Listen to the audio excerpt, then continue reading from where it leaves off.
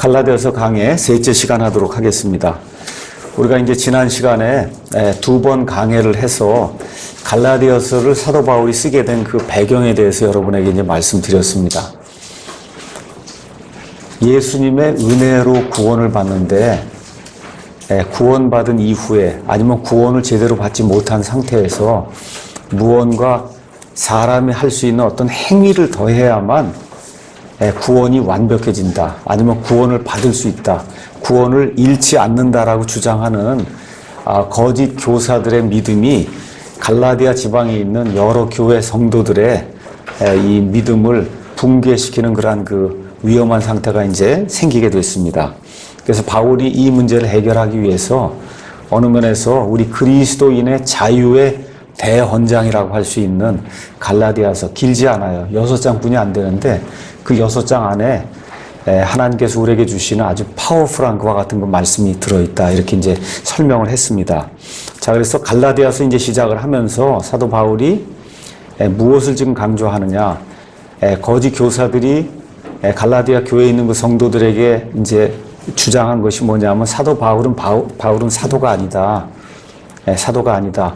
또 그가 전하는 그런 복음은 사실 예수님의 복음이 아니고 이 사도 바울 자신이 만들어낸 그런 복음이다. 이런 것들을 자꾸 주장하니까 갈라디아서 1장 시작을 하면서부터 1장 전반은 적으로 다 걸쳐서 이야기하고자 하는 그 내용이 뭐냐 하면 내가 선포하는 그 복음은 내 자신이 만들어내거나 어떤 사람이 내게 위임을 했거나 어떤 사람을 통해서 내게 전달이 됐거나 이런 복음이 아니다. 그래서 나는 이 복음을 예수님에게서 직접 받았다. 그래서 나는 예수님이 직접 위임한 사도라고 하는 그런 사실을 지금 밝히는 내용이 갈라디아서 1장에 기록이 되어 있어요. 그래서 바울이 본인이 이와 같은 그 사도의 위임을 예수님에게서 받지 않았고 또 그가 전파하는 그런 복음을 예수님에게서 직접 받지 않았으면 또 사도가 될 수 없거든요. 그러니까 이 문제가 가장 중요하기 때문에 갈라디아서 1장 1절 들어가면서부터 사람들에게서 나지도 아니하고 사람들로 말미암지도 아니하며 오직 예수 그리스도와 죽은 자들로부터 그분을 살리신 하나님 아버지로 말미암아 사도가 된 이 바울이 갈라디아에 있는 교회들의 편지를 쓴다. 지금 그렇게 지금 이야기를 하고 있습니다. 자, 문제가 뭐냐? 지난주에 이제 5절까지 강의를 했습니다. 문제가 이제 6절부터 나오는 거예요. 6절 가서 보니까 그리스도의 은혜 안으로 너희를 부르신 분을, 그게 누구냐? 하나님이거든요. 그리스도의 은혜 안으로 너희를 부르신 분을 너희가 이렇게 속히 떠나 다른 복음으로 옮겨가는 것을 내가 이상히 여기노라. 이렇게 이야기하고 있어요. 분명히 구원받았다고 하는데 교회에도 지금 마찬가지입니다. 교회 다녀요. 구원받았다 그래요. 근데 한 1년쯤 지나니까 뭐 신천지다 뭐다 이런 이상한 그런 이단 교리들 들고 오는 그런 사람들이 와서 성경 공부하자고 이렇게 하니까 거기 끌려와서 이렇게 나가면서 다른 복음을 접하면서도 그게 진짜 복음이라고 착각하는 그런 사람들이 있다는 거예요. 지금 사도 바울이 너희가 이렇게 다른 복음으로 속히 이렇게 끌려가는 이런 모습을 보고 내가 이상히 여긴다. 지금 그렇게 이야기하고 있습니다. 2000년 전의 그 상황이나 지금 상황이나 사람들이 진리라고 하는 것이 무엇인가를 제대로 알지 못하면 그런 교리에 이런저런 바람에 밀려서 그래서 이 세상 거짓 교사들의 이끌림에 끌려갈 수밖에 없다고 지금 성경이 이야기하고 있습니다. 자, 중요한 것이 뭐냐? 뭘 강조하냐? 예수님의 복음의 은혜를 자꾸 강조하는 거예요. 그러니까 사도 바울은 자기의 그 전 삶을 살면서 제가 지난 시간에도 이야기했듯이 적어도 2만 킬로미터를 걸어서 배를 타고 다니면서 전 삶을 들여서 예수 그리스도를 선포했어요. 그 예수 그리스도를 선포한 그 선포의 내용이 뭐냐? 내용이 다른 거 없습니다. 그리스도의 은혜의 복음을 선포했다 그랬어요. 우리 한번 사도행전 20장 그 옆에 있는 사도행전 20장 24절 가서 보도록 하겠습니다. 24절 거기 가서 보니까 무엇라고 기록이 되어 있냐? 이 일들 중 어떤 것도 결코 나를 움직이지 못하며 또한 내가 나의 생명도 내게 귀한 것으로 여기지 아니하노니 이것은 내가 나의 달려갈 길과 주 예수님께 받은 사역, 하나님이 예수님이 내게 섬기라고 주신 사역이 있는데 그것은 곧 하나님의 은혜의 복음을 증언하는 일을 기쁨으로 끝마치고자 한다. 그러니까 사도 바울은 한 30년 정도 온 세상을 돌아다니면서 목숨을 바쳐가면서 그러면서 열심히 선포한 그 복음이 있는데 그 복음은 예수님의 은혜의 복음이라는 거예요. 은혜의 복음. 여러분이 은혜라고 하는 것이 얼마나 중요한 것을 저와 여러분이 깨달아야 돼요. 그래서 은혜의 바다라고 하는 것이 무엇인가 이런 것들을 제대로 깨달아야 된다. 자, 그래서 지금 이 시대는 교회 시대라고 얘기하고 이 시대는 우리가 은혜의 시대라고 얘기해요. 구약 시대는 하나님이 사람들에게 은혜를 베풀어 주셨지만 이 예수님이 나타난 이후에 하나님의 아들이신 예수님이 사람의 몸을 입고 오셔서 십자가에서 피를 흘리시고 죽으심으로 말미암아 누구든지 그분을 믿기만 하면 하나님의 아들, 딸이 되는 말 그대로 거저 주시는 것과 같은 은혜를 주시는데 그래서 지금 이 은혜의 시대에 저와 여러분이 믿어야 될 유일한 복음은 사도 바울이 전달한 은혜의 복음이다. 은혜의 복음. 그 은혜의 복음은 갈라디아서 1장 1절에 나와 있는 것처럼 사람이 사도 바울에게 준 것도 아니고 어떤 사람을 통해서 예수님이 주신 것도 아니야. 직접 하나님이 예수 그리스도께서 바울에게 준 거다. 자, 그러면 은혜의 복음 외에 그럼 다른 복음이 있냐? 성경 안에도 가서 보면 여러 가지 복음이 성경에 나와 있습니다. 먼저 예를 들어 지금 우리가 살펴본 거 은혜의 복음, 이 은혜의 복음 보통 화평의 복음이다. 그렇게 불리기도 해요. 화평의 복음. 왜 그러냐면 저와 여러분이 구원받기 전에 아담의 죄로 인해서 하나님과 원수지간이 돼 있었어요. 화평이 없었어요.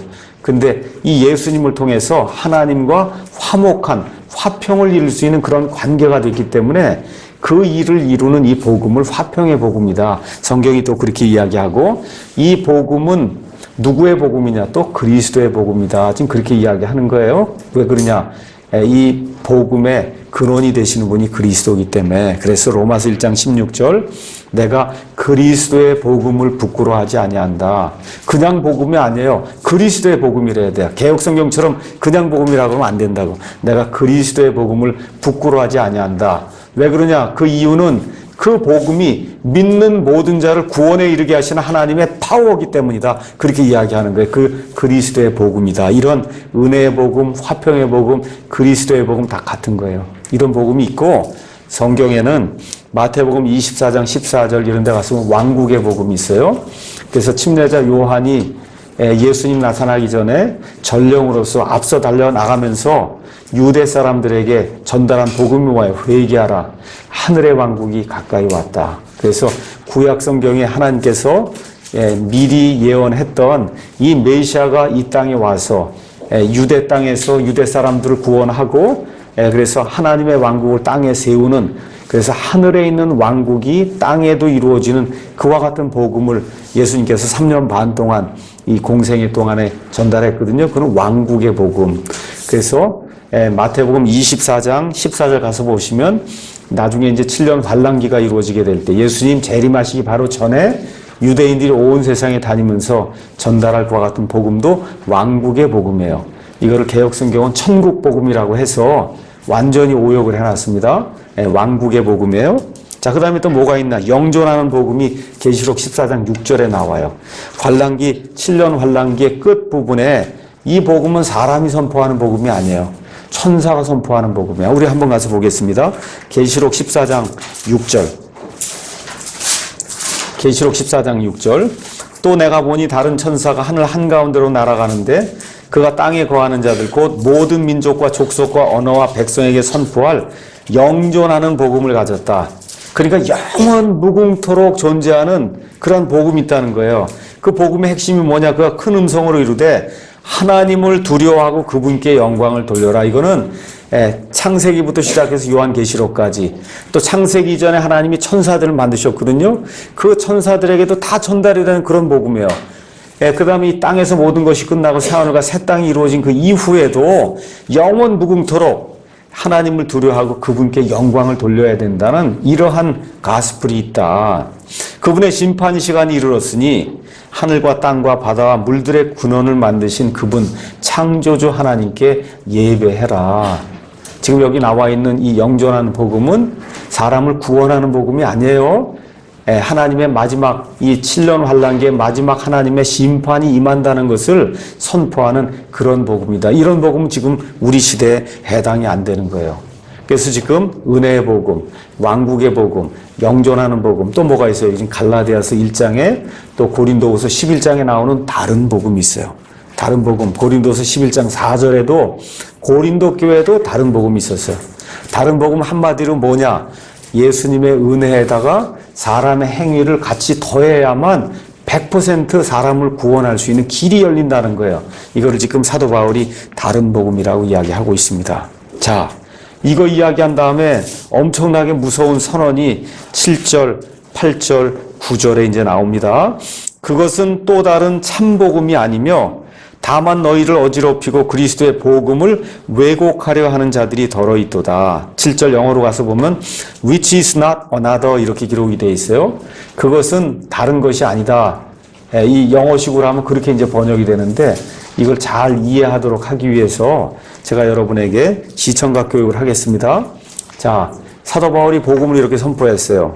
이렇게 예수님의 복음을 이렇게 선포했어요. 어떤 사람이 와서 그것과 동일하기가 하면 이거는 똑같은 복음이에요. 그렇죠? 그러니까 제가 복음을 선포합니다. 뭐 김영균 목사님 어느 분이 와서 복음을 선포해요. 이 복음이 선포하는 사람은 틀려도 그 내용이 동일해요. 뭐예요? 예수 그리스도의 은혜만으로 구원받는다는 거. 이걸 하면은 이거는 똑같은 그런 복음이에요. 그렇죠? 그런 건 참 복음으로서 사람만 전하는 사람만 다르지 안의 내용이 똑같다. 이거 똑같잖아요. 길이도 똑같고 색깔도 똑같고. 근데 어떤 사람이 와서 이걸 전하면 안 된다는 거예요. 아시겠죠? 이거는 색깔도 틀리고 재질도 틀리고 길이도 틀리고 다 틀린 거예요. 그런데 하는 건 뭐예요? 젓가락질 하는 그런 용도로 이게 사용이 되기 때문에 다 젓가락이다 생각을 한다 그 얘기예요. 그러니까 지금 사도 바울이 얘기하는 건 나는 이 복음을 전했는데 너희에게 들어와서 이걸 전하는 사람이 있다. 그 얘기를 하는 거예요. 그러니까 어떤 사람이 우리 교회에 와서 말씀을 전해도 이거가 돼야 된다. A가 전해도 이거, B가 전해도 이거, C가 전해도 이거가 돼야 이것이 유일하게 예수 그리스도의 참된 그런 복음이다. 그런데 그런 사람들이 전한 것은 이것도 참복음이죠? 이것도 참복음이에요? 예, 근데 다르잖아요. 사람이 서로 다르니까. 그런 의미의 언어가 그렇게 지금 쓰인 거다, 여기에. 자, 그래서 바울이 지금 이야기하는 거, 그 사람들이 전하는 것은 실질적으로 참된 복음이 아니라는 거예요.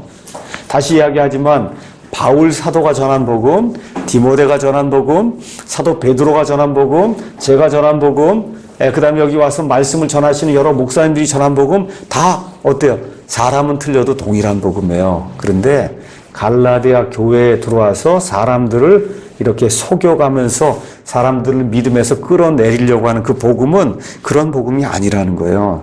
그것은 한마디로 여기 7절에 나와 있는 것처럼 복음을 왜곡했다. 지금 성경이 그렇게 이야기하고 있습니다. 왜곡했다는 얘기 아시죠? 비틀어 꽈다는 거예요.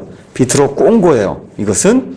근데 복음을 이렇게 왜곡하면 특별히 구원에 관한 그런 복음을 왜곡하면 그러면 사람이 파멸에 이른다고 성경이 우리에게 이야기하고 있습니다.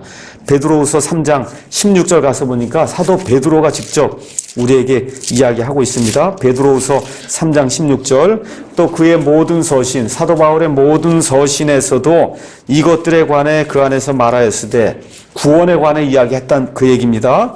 그 안에 깨닫기 어려운 것이 더러 있으므로 배우지 못하여 불안정한 자들이 다른 성경 기록들과 같이 그것들도 왜곡하다가 스스로 파멸에 이르느니라.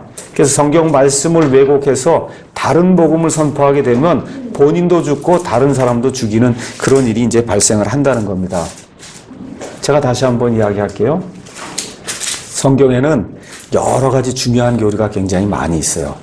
또 창세기 1장부터 요한계시록 22장이 다 하나님의 말씀이에요. 그런데 다른 것들은 내가 뭐 재림의 어떤 교리에서 뭐 환란 전이냐, 환란 후 휴거냐, 그렇죠?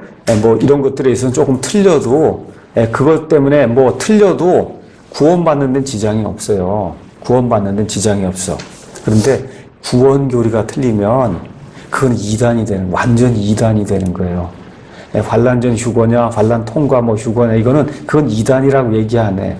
이거는 서로 믿는 바가 다르다. 그렇게 얘기하는 거예요. 그런데 구원 교리가 틀리면 그건 이단이에요. 이단. 구원 교리가 틀리면 자기도 죽고 남도 죽이는 거야.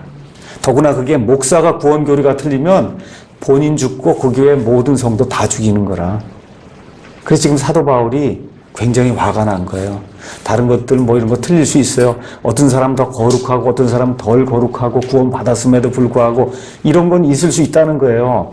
그럼에도 불구하고 구원 교리를 가지고 장난을 쳐서 구원의 교리를 왜곡을 시키면 그거는 안 된다. 그래서 바울이 8절 9절에 다른 어디에서도 볼 수 없는 엄청난 저주의 말씀을 퍼붓고 있어요. 여기 그러나 우리나 혹은 하늘로부터 온 천사라도 우리가 너에게 선포한 복음의 어떤 다른 복음을 너에게 선포하면 그는 저주를 받을지어다. 우리가 전에 말한 것 같이 내가 지금 다시 말하노니 만일 어떤 사람이 우리가 받아들인 것 외에 너희가 받아들인 것 외에 어떤 다른 복음을 너에게 선포하면 그는 저주를 받을지어다. 지금 그렇게 이야기하고 있어요. 바울이 얼마나 큰 확신을 가지고 지금 이런 말씀을 하고 있나를 저와 여러분이 기억해야 돼요. 어떻게? 이거는 바울의 말이 아니에요. 하나님에게 바울에게 감동을 주셔서 하나님의 말씀을 입에서 나오는 모든 말씀을 있는 그대로 지금 적어 놓는데 하나님이 무엇라고 선포하냐? 여기 성경 기록에 사도 바울이 선포한 그와 같은 그 성경 기록에 나와 있는 그 복음을 전파하지 않고 심지어 하늘에서 온 천사라고 이야기하면서 나타나서 그 외에 다른 복음을 전파하면 그 사람은 저주를 받는다는 거예요. 그 저주도 지금 강조하기 위해서 2번이나 언급하고 있어요. 2번. 그러니까 하나님이 다른 복음, 믿음에다가 행위를 더해갖고 뭐가 된다고 하는 그와 같은 복음을 선포하는 것을 얼마나 미워하는가 우리가 잘 알 수가 있습니다. 여기에 저주는 하늘에서 온 천사라도 저주를 받는다. 이 저주는 말 그대로 지옥 불 속에 들어가는 그런 저주라는 거예요. 그러니까 복음을 왜곡을 해서 본인도 구원받지 못하고 다른 사람들도 구원받지 못하게 하는 그런 일들을 할 때는 하나님의 심판이 임할 수밖에 없다. 지금 그렇게 이야기하는 거예요. 다시 말씀드려 다른 복음을 선포하는 것은 대단히 무서운 일이다. 그러니까 강대상에 쓰는 목사와 교사가 이 점을 깊이 생각을 하고 내가 혹시 다른 복음을 전하고 있지는 않나 늘 머릿속에 깊이 생각을 해야 돼요. 이 다른 복음에 해당하는 그런 교리들을 가르치는 데가 어디냐? 천주교의 대표적인 거예요. 믿음 플러스 행위. 행위가 있어야 구원이 된다는 거예요. 행위가 있어야 된다는 거예요. 그렇죠? 여호와의 증인들 행위가 있어야 된다는 거예요. 안상홍 증인의 그렇죠? 그 다음에 안식교, 그 다음에 미국의 캠벨파라고 있어요. 그 캠벨파가 그리스도의 교회, 우리나라의 그리스도의 교회라고 있어요. 이 그리스도의 교회는 물속에 들어가면 구원받는다고 가르쳐요.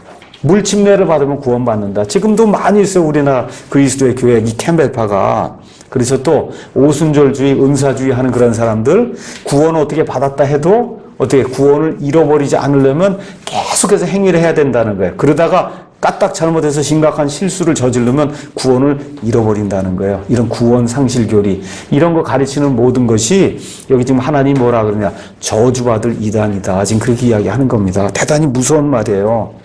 자 그러면 이런 데 빼고 또 어디가 있냐? 칼빈주의에서 이야기하는 로드십 살베이션이라는 게 있어요. 로드십 살베이션 갓 태어난 아기에게 성숙한 그런 성도가 보일 수 있는 그와 같은 행위가 나와야만 그 사람이 구원받는다라고 이야기해서 행위를 엄청나게 강조하는 그래서 끝에 가면 결국은 이 행위 구원에 이르도록 사람을 만드는 이 로드십 살베이션 유명한 사람들이 가르쳐요. 폴 워션이 우리가 잘 알고 있는 존 메가든이 유명해요. 유명한데 실질적으로 안에 들어가서 보면 이와 같은 결국 행위의 구원을 가르치는 이와 같은 일들이 생긴다는 겁니다.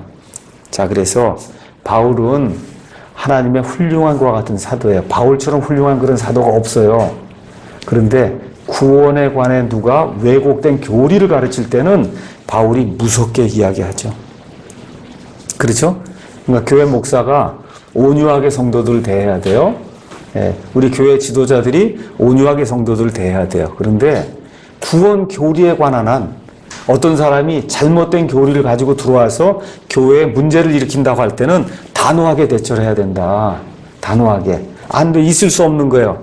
그게 들어와서 이게 성행하게 되면 그것 때문에 너무나 많은 사람들이 피해를 입기 때문에 이런 구원의 교리가 왜곡되면 여기 교회의 지도자들이 단호하게 이제 대처해야 되는 거예요. 근데 현 시대 목사님들의 문제가 뭐예요? 옳고 그른 것을 이야기하지 않습니다. 옳고 그른 걸 이야기하지 않아요. 옳은 걸 옳다 그러고 그른 걸 그르다고 얘기해야 되는데 그렇게 되면 사람들이 친구가 되질 않습니다. 이렇게 되다 보니까 문제가 생기기 때문에 안 하려고 그러거든요. 또 어떤 일이 생기냐? 자기가 가지고 있는 그런 확신이 드러나게 돼요. 그렇기 때문에 관여하지 않으려고 그래요. 그래서 이런 모든 것들 보면서 목사나 교회 지도자는 다른 것은 몰라도 구원에 관한 한 100% 하나님의 은혜로 된다고 하는 이 사도 바울이 전한 은혜의 복음을 확고히 굳게 붙잡아야 돼요. 자, 그러면 다른 복음, 이거 창시자는 누구냐? 마귀라고 고린도후서 11장에 우리에게 이야기해 주고 있어요. 사람에 의해서 그게 오죠. 그렇죠? 사람에 의해서 와요. 뭐 신천지다, 안상홍이다, 뭐다, 이게 사람에 의해서 이게 오는데 그 뒷배경에 가서 그걸 만든 창시자가 누구냐? 창시자가 누구냐? 사탄, 마귀라고 이야기를 하고 있습니다. 자, 10절. 사도 바울이 내가 지금 사람들을 설득하느냐, 하나님을 설득하느냐, 혹은 사람들을 기쁘게 하려고 애쓰느냐, 내가 아직도 사람들을 기쁘게 한다면 결코 그리스도의 종이 아니니라. 자, 이거 대단히 중요한 말이에요. 또 한번 생각해 보세요. 저와 여러분이 하나님의 뜻대로 살기를 원합니다 하고 늘 원하잖아요. 그렇죠? 기도하지 않습니까? 그렇게 되기를 원합니다 하고 하나님께 간구하기도 해요. 하나님 뜻대로 하나님을 기쁘게 하는 그런 사람이 되기를 원한다. 근데 하나님을 기쁘게 하려면 사람을 기쁘게 하면 안 된다는 거예요. 이것도 잘못 이해해서 그럼 사람하고 원수 돼야 되는 겁니까? 그런 얘기하는 게 아니에요. 구원 교리에 관한 한 어떤 사람이 잘못된 이야기를 하면 아무리 그 사람이 훌륭하다 해도 그것은 틀렸습니다라고 이야기하는 사람이 하나님을 기쁘게 하는 사람이라는 거예요. 하나님을 기쁘게 하는 사람. 자, 그래서 예를 들어 지금까지 이 기독교가 전파되어 오는 동안에 수많은 사람들이 믿음을 지키기 위해서 애를 쓰고 순교하고 그렇게 했어요. 우리 사도행전 4장 가서 한번 보겠습니다. 사도행전 4장 가서 보면 예수님의 복음이 예루살렘에 전달이 되고 많은 사람들이 구원받고 하니까 유대교 지도자들이 화가 났습니다. 그렇죠? 그래서 베드로와 그 사도들을 불러놓고 때리기도 하고 이 복음을 더 이상 전하지 말라 그러기도 하고 회유하기도 하고 협박하기도 하고 이런 일들이 이제 생기게 된 거예요. 4장 20절, 19절 가서 제가 이야기할게요. 18절에 이 종교인들이 그들을 불러 그들에게 예수님의 이름으로 결코 말하지도 말고 가르치지도 말라고 명령을 내린 겁니다. 너희가 유대인이니 내가 대제사장이고 내가 서기관이고 그러니 너에게 명령한다. 다시는 예수라고 하는 그런 사람의 이름으로 말도 하지 말고 가르치지도 마라. 그렇죠? 그러나 베드로와 요한이 그들에게 응답하여 이르되 너희 말을 듣는 것이 하나님의 말씀을 듣는 것보다 하나님의 눈앞에서 옳은지 너희가 판단해봐라. 지금 엄청난 말이죠. 이게 지금 어부들에 지나지 않는 사람들이 공부 많이 한 신학자나 아니면 무슨 교단의 지금 총회장이 얘기하는 거예요. 당신들 말 듣는 거 하고 하나님의 말씀 듣는 거 하고 하나님의 눈앞에서 어떤 게 옳은가 한번 판단해봐라. 결론이 뭐예요? 우리는 우리가 보고 들은 것들을 말할 수밖에 없노라. 이게 하나님을 기쁘게 하는 거예요. 이게 하나님을 기쁘게 하는 거예요. 이게 사람들은 기쁘게 못해요. 그럼에도 불구하고 이것이 하나님을 기쁘게 하는 거다. 자, 그러면은 설득한다고 나오죠. 내가 지금 사람들을 설득하느냐 하나님을 설득하느냐. 영어로 persuade라고 하는 그런 단어가 쓰였습니다. 설득한다는 말 그대로 확신을 가지고 상대방을 설득하는 거예요. 맞아요. 설득해서 뭘 하려고 하냐. 그 사람을 친구 삼으려고 하는 거예요. 그러니까 지금 바울이 뭐라고 얘기하는, 내가 지금 사람들을 설득해서 그 사람들을 내 친구로 삼으려고 그러는 거냐. 지금 그렇게 얘기하는 거예요. 여러분, 친구 좋은 거잖아요. 있으면 좋은 거 아닙니까? 내가 지금 사람들 설득해서 내 친구 되라고 그러는 거냐? 아니면 하나님을 설득해서 하나님이 내 친구가 되어달라고 그러는 거냐? 지금 바울이 사람들을 설득하지 않는다는 거예요. 누굴 설득해요? 하나님. 확신을 가지고 하나님 편에 서서 나는 하나님의 친구가 되길 원한다. 지금 그렇게 이야기하고 있는 겁니다. 사람들을 설득해서 사람들로부터 좋은 친구 대접을 받으려고 하는 사람은 항상 이 땅에 사는 동안 스스로 영광을 많이 받아요. 이런 사람들의 대표적인 사람이 빌리 그레함이에요. 빌리 그레함, 너무나 많은 사람들이 칭찬하고 영광을 주고 그랬어요. 지금 빌리 그레함이 어떻게 해요? 불교에도 구원이 있고 다른 모든 종교에도 구원이 있다. 이렇게 해서 많은 사람들의 칭송을 듣는데 예수님께서는 그렇게 모든 사람들이 너희에 대해 좋게 말하면 너희에게 화가 있을지어다. 예수님 그렇게 말씀하시거든요. 그러니까 저와 여러분이 예수님에 대한 확신을 가지면 그러면 사람이 둘로 확연히 나눠지게 돼요. 그 확신을 좋아하는 사람은 여러분을 대단히 좋다고 얘기할 거예요. 그 확신을 반대하는 사람은 여러분 꼴도 보기 싫다 그렇게 얘기를 한단 말이에요. 그렇게 극과 극의 반응이 나타나야 그게 정상적인 사람이지 A한테 가도 칭찬받고 B한테 가도 칭찬받고 이렇게 되면 문제가 생긴다는 거예요. 지금 사도 바울이 지금 그 얘기 지금 하고 있는 겁니다. 그래서 이와 같이 사람들 앞에서 영광을 받으려고 하는 사람들은 하나님 앞에서 사람들의 죄를 드러내지 않아요. 교회에서도 다 잘 된다 그러고 복 받는다 그러고 만사 형통한다 그러고 이런 교회에만 사람들이 모이지 그것이 아니라 침례자 요한처럼 예수님처럼 너희가 회개하지 아니하면 그러면 하나님의 왕국에 들어갈 수 없다고 강력한 메시지를 선포하고 교회 안에도 간음하는 사람이 많아요. 교회 안에도 음행하고 교회 안에도 해서는 안 될 이 세상 사람들이 하는 그런 일들 하는 사람이 교회 안에도 굉장히 많아요. 그런 사람들에게 돌이키고 회개하라는 메시지를 이렇게 목사가 선포해야 되는데 그거 선포하면 우르르 하고 다 몰려나간단 말이야. 안 와요 교회에. 이렇게 하다 보니까 사람들을 기쁘게 하는 그런 사람들의 교회에 사람들이 많이 몰릴 수밖에 없는 이런 일이 이제 생긴다는 겁니다. 어떻게 또 아첨의 말을 해요. 잘 된다 그러고 복 받는다 그러고 그렇죠? 모든 일이 만사 형통한다고 이런 교회가 잘 되는 거예요 지금. 그것이 아니라 하나님 보시기에 여러분이 어떤 존재인가, 하나님이 오늘 심판하신다면 여러분이 어떤 심판을 받을 것인가 이걸 생각하고 하나님께로 돌이키십시오 하고 회개의 메시지를 전하면 사람들이 많이 그 교회를 떠나게 됩니다. 이런 사람은 한마디로 정치인이에요. 목사나 하나님의 이런 사람이 아니라 정치인. 여러분 정치인 한번 하는 거 봐요. 오늘은 이 얘기하고 내일은 저 얘기야. 여기 가서 이 표 준다 그러면 이 얘기하고 저 사람들이 내일 저 표 준다 그러면 또 그 사람 얘기하고 사람의 이 기분과 사람을 기쁘게 하기 위해서 쫓아다니는 사람이 정치인이거든요. 교회 목사가 그렇게 하면 안 된다. 지금 바울이 분명하게 선언하는 거예요. 하나님 앞에서는 사람들을 설득하는 그런 일 소용없다는 거예요. 어떻게 해야 되냐. 하나님을 기쁘게 하는 그런 일을 해야 된다. 그래서 야고보서 4장 4절에 있는 것처럼 사람을 기쁘게 하는 자는 하나님과 원수가 된다고 이야기하고 있는 겁니다. 자, 그래서 오늘 여기 읽은 것처럼 사도 바울은 사람의 인정을 받는 거에 신경을 쓰지 않았어요. 우리 예수님도 이 땅에서 3년 반 동안 공생애 할 때 그 가운데 대제사장도 만나고 여러 종교 지도자들을 만나요. 예수님도 그들에게 인정받을 수 있었어요. 그지금 예수님 뭐라 그래? 이 독사의 자식들아 그러잖아요. 이렇게 해서 인정받겠어요?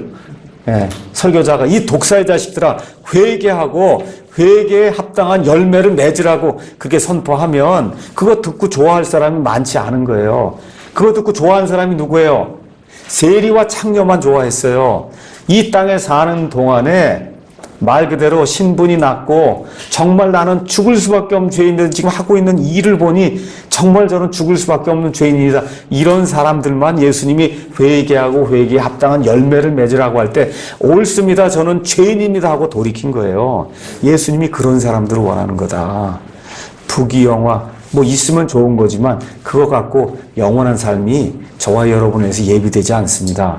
그래서 하나님 앞에 마음을 낮추고 하나님의 메시지가 선포가 될 때 바로 그렇습니다. 제가 그런 사람입니다 하고 우리의 죄악을 하나님 앞에 내어놓고 하나님께로 돌이키는 그런 사람은 이 땅에서 아무리 신분이 낮고 처지가 좋지 않다고 해도 하나님 보실 때 그런 사람이 하나님 보실 때 고귀한 그런 사람이다. 그래서 예수님의 본이 히브리서 12장에 나와 있습니다. 제가 한번 읽어보겠습니다.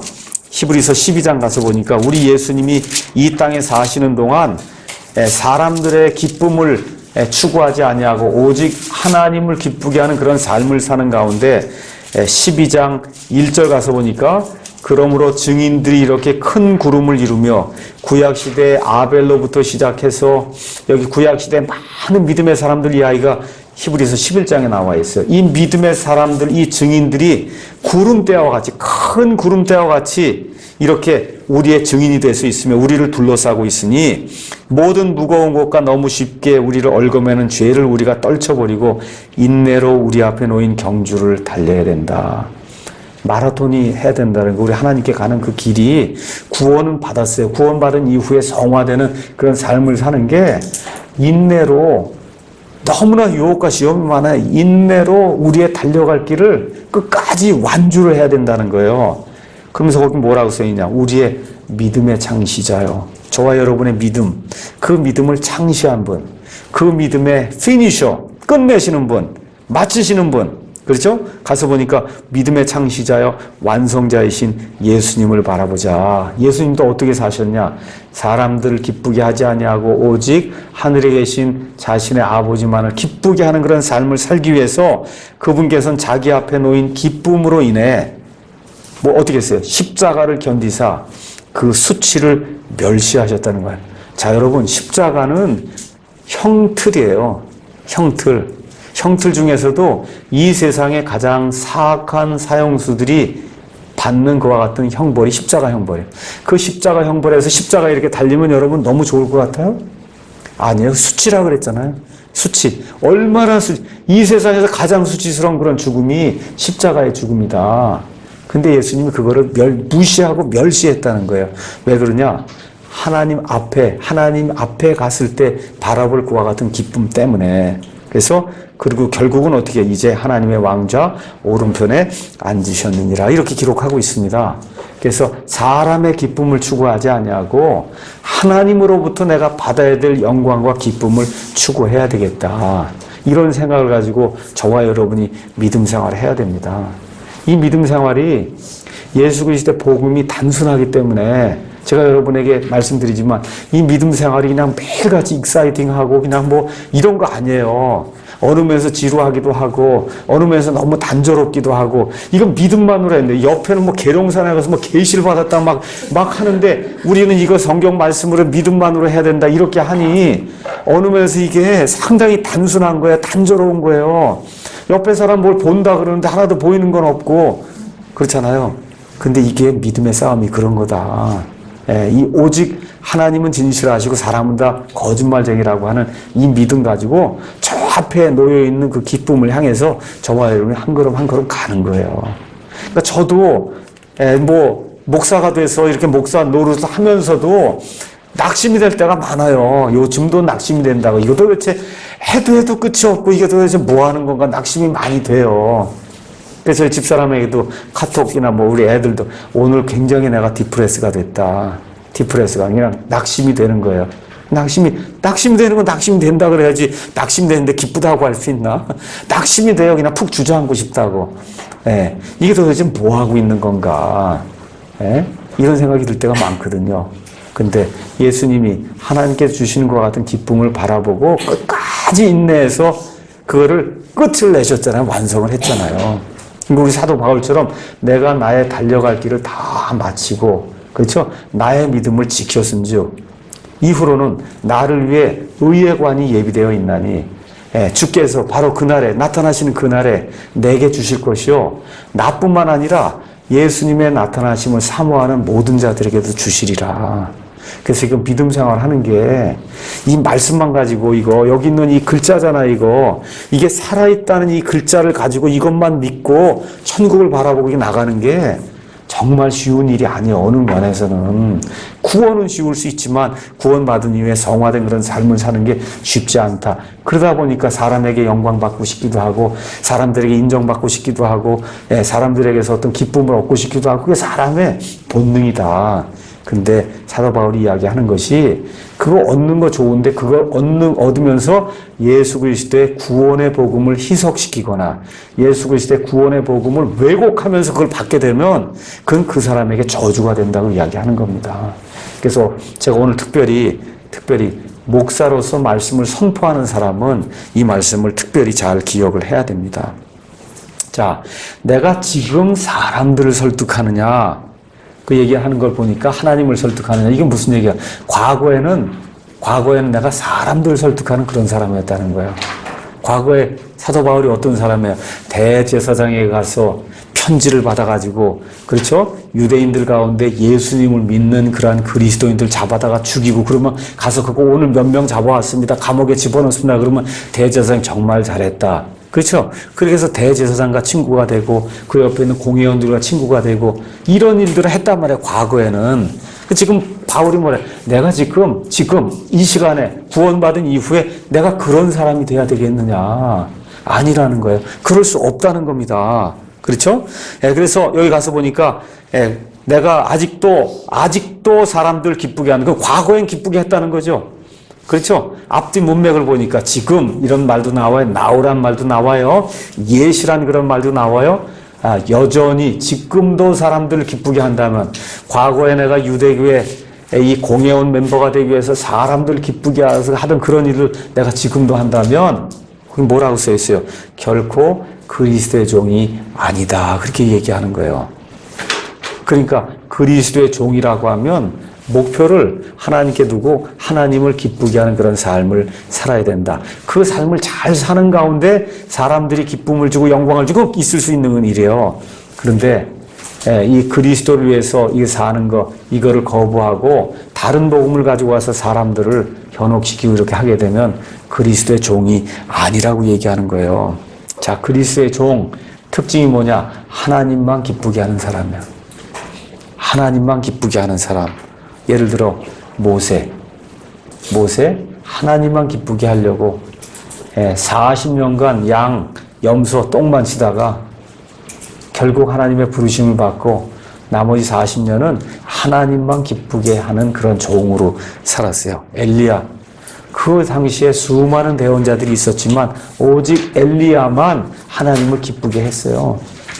그러니까 저와 여러분이 이 강남 논현동에 지금 모여서 30-40명이 지금 성경 공부하고 있어요. 하나님의 말씀을 공부하고 있어요. 왜 그래요? 하나님만 기쁘게 하기 위해서 저와 여러분이 이 자리에 모인 거예요. 맞습니까? 그게 성경은 그리스도의 종이다. 그렇게 얘기하는 거예요. 예레미야 당시에 많은 거짓 대언자들이 있었어요. 예레미야가 30년, 40년 하나님의 말씀을 선포했는데 예레미야의 말씀을 듣고 돌이킨 사람은 손가락 안에 들 정도로 몇 명 없었어요. 오직 하나님만 기쁘게 하는 그런 삶을 살았다. 이사야 대언자 하나님만 기쁘게 하는 그런 삶을 살다가 결국은 톱질을 당해서 그래서 톱으로 몸이 쓸려갖고 그래서 죽임을 당했다. 이런 일을 한 거예요. 에스라, 느헤미야, 침례자 요한 오직 하나님만을 기쁘게 하는 그런 삶을 산 사람이다. 이런 사람들을 그리스도의 종이다. 그렇게 얘기하는 거예요. 근데 특징이 뭐냐? 이런 사람들에게는 아부하는 친구들이 많이 붙지 않는다는 거예요. 아부하는 사람들이. 그렇기 때문에 일반 교회에서 목사가 자꾸 나는 하나님의 종이다. 종종하지 말라는 거예요. 종이면 와서 마루도 닦아야 종이지. 그게 종이에요. 우리나라는 뭐가 지금 잘못된 거예요. 집사라 그러잖아요. 디콘 그렇잖아요. 여러분, 일반 사람들에게 나가서 집사가 뭐냐고 한번 물어봐요. 뭐예요? 그 집을 관리하는 뭐예요? 집 관리하는 종이 집사예요. 근데 교회에서 자꾸 집사님 하고 이렇게 왜 높이냐고 종님 그러는 거예요. 그게 아니에요. 그게 진짜 집사면 어떻게 해야 돼요? 굳은 일은 다 해야 되는 거야. 화장실 청소부터 시작해서 진짜 교회 집사면은 굳은 일은 몽땅 다 하는 사람이 집사예요. 우리 정원 이렇게 큰 대저택에 살면 다 집사를 두잖아요. 그 집사가 지금식으로 얘기하면 교회 사찰 집사가 그게 진짜 집사다. 교회 모든 거 다 휴지도 줍기도 하고 이렇게 하는 게 종인데 목사들이 자꾸 자기를 종이라 그런다고. 근데 종 노릇은 안 해요. 다 대접만 받으려고 해. 이게 문제가 되는 거예요. 그래서 목사들이 자꾸 종종하지 마라. 내가 하나님의 종이다. 듣기 싫은 얘기예요. 그게 사실은. 하나님의 종이면 아무 얘기 안 한다고. 아무 얘기 안 해요. 열심히 하나님 말씀 선포하고 굳은 일이 있으면 자기가 할 일을 하고 그러면 사람들이 저 사람은 하나님의 종이구나 인정을 해주는 거지 자기 입으로 종종하면 안 된다는 겁니다. 자, 이렇게 되면서 바울이 이 사도행전 17장에 가서 보면 바울이 아테네에 가서 하나님의 말씀을 열심히 선포했어요. 여러분이 잘 알고 있는 것처럼 아테네에는 철학자들이 많았어요. 철학, 여러분 옛날에 배울 때 스토아 철학이 있고 에피쿠로스 철학이 있다. 그렇죠? 스토아 학파가 있고 금욕주의 이런 거 하는 이런 게 있고 쾌락주의 이거 하면 에피쿠로스 학파가 있다. 이 학파 사람들하고 만나서 예수님의 부활에 대해서 얘기하고 그러니까 아니 이 사람이 미치광이가 무슨 얘기를 하는가 이렇게 하고 그러니까 바울이 거기서 열이 나갖고 그래서 어떻게 해요? 내가 철학이나 이런 웅변이나 논리를 가지고 이 사람들 눌러봐야 되겠다 해서 열심히 논리적으로 이 철학자들하고 이 대화를 하는데 그걸 암만 다 해도 한 사람도 구원받지 못해. 그렇죠? 그래서 사도 바울이 작심을 한 게 있어요. 그 내용이 고린도전서 2장에 나와 있습니다.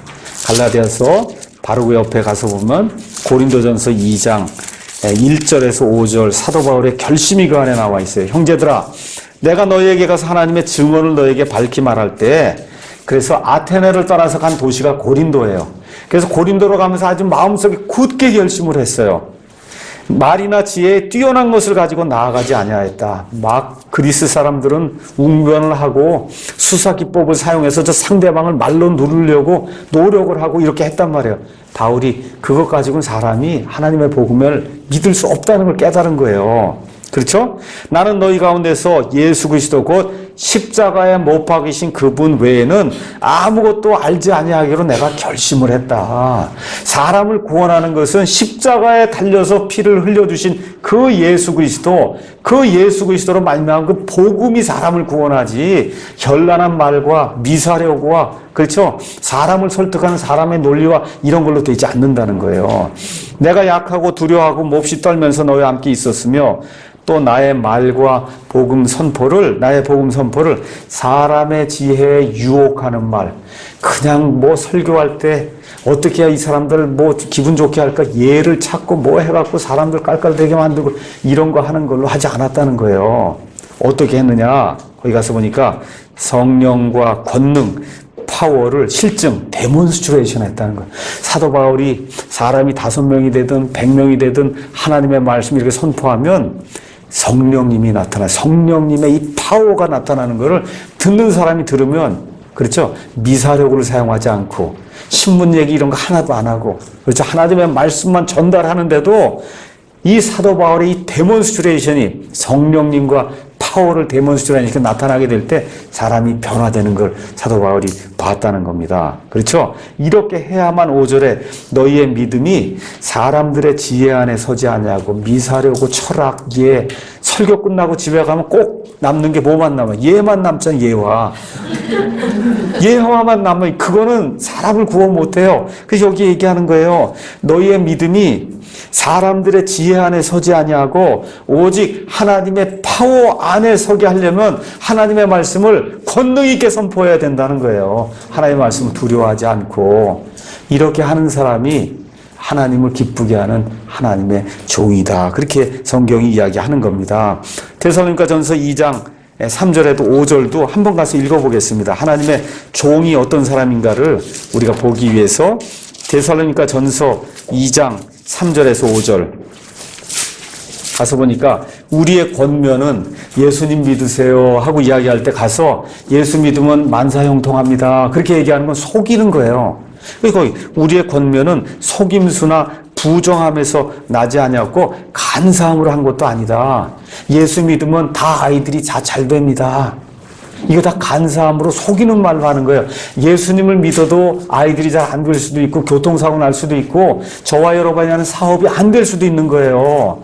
근데 가서 예수 믿으면 만사형통 그렇게 얘기하면 속이는 거고 간사한 말 하는 거고 유혹하는 말 하는 거라는 거예요. 사도 바울이 그런 말을 안 했다는 거예요. 그런 말은 하지 않았다.